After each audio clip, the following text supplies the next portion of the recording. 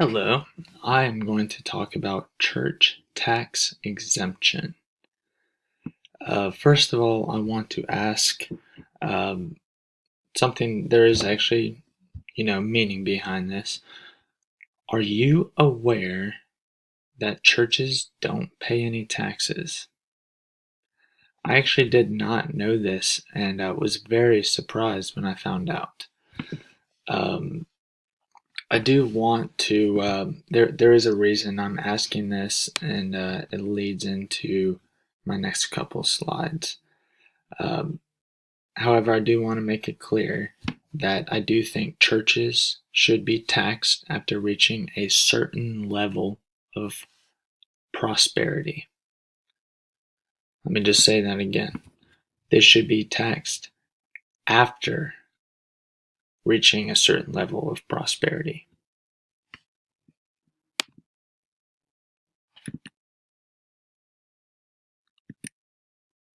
Oh, having some difficulty here. There we go. Y'all have heard of Joel Osteen. He actually, and a lot of people don't even realize this, he does not have any religious training. His role as a pastor was passed on to him from his father.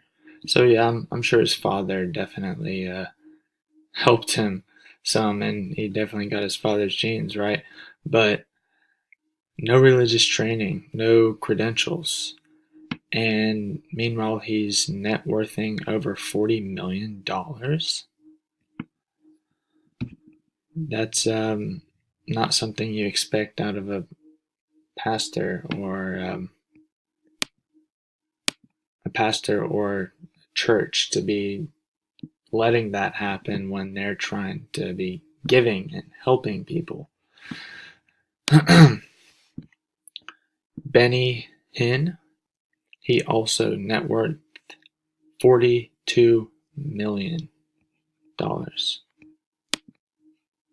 Pat Robertson, $100 million. He actually tried running for president, which is kind of a weird thing to, how can you be president of the United States and at the same time be a pastor that's somehow making millions? Bishop T.D. Jakes, 150 million. And for the record, he has a $1.7 million mansion. Good job. Kenneth Copeland has them all beat at 760 million. Considered to be the most successful pastor there's ever been. He is very close to reaching being a billionaire, but he actually claims he already is one.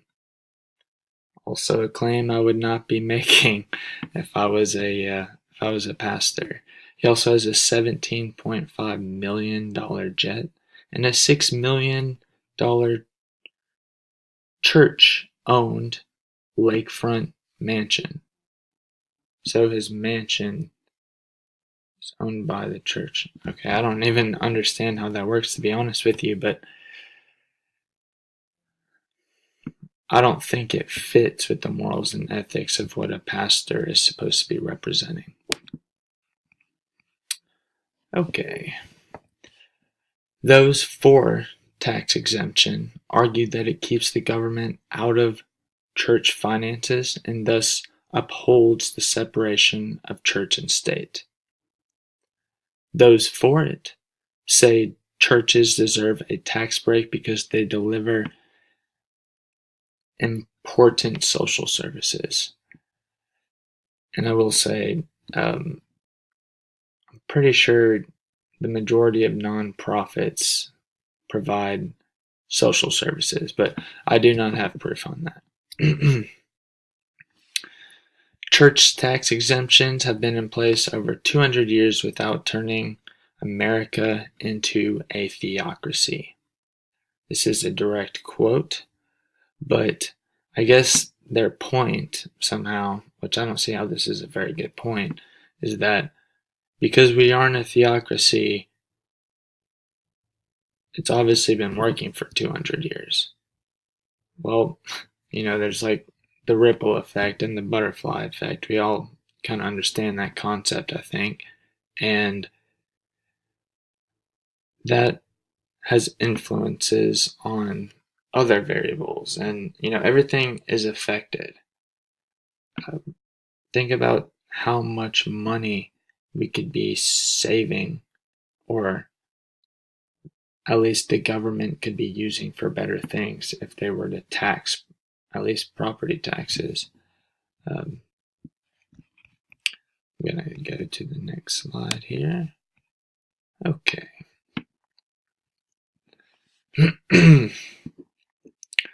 I think that we can all agree that the US has changed significantly in the last 200 years. Yeah. Raise of hands. Yes. I think we agree on that. So my point is that the separation of the church and state should be re-evaluated. There are over 328 million people living in the US today. Back then, at least in 1800, there was a census taken saying that there was a little over 5.3 million people. If you compare those two numbers in about 200 years span, right? What, 2019 compared to 1800, so a little bit over 200 years. That would mean that back then their population was 1.6% the size of our current population. So my point is how can we even compare?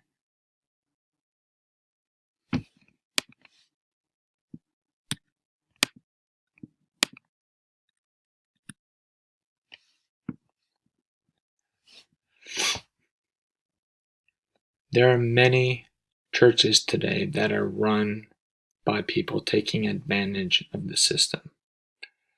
And by the way, I do want to make it very clear that those individuals with those really high numbers of net worth, I am not trying to personally attack them or individually them, because they are not the only ones. And I'm not saying they're breaking the law either. However, I think they may be taking advantage of the system and how it's supposed to be ran and how the church is supposed to reflect itself. Many outside circumstances have changed since 1791. So in order to survive, we must find ways to maintain a balance and a prosperity throughout the community. This includes, or this basically means bringing everyone together on the same page. Instead of separating them, what if we all kind of work together a little bit more? Because individuals taking advantage of the system is not maintaining balance and prosperity, not as a whole. Our nation could save millions through engaging taxes for established, prosperous churches. The idea of starting to tax churches doesn't sound appealing to Christians, I realize that. And it's kind of something scary to me too, because I am a Christian. It's a sacred place. It's a place where families come together.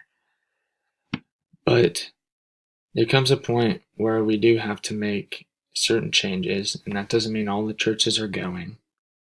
But people need to realize tax exemption is a privilege, not a right. So we must look at the bigger picture. Thank you for your time.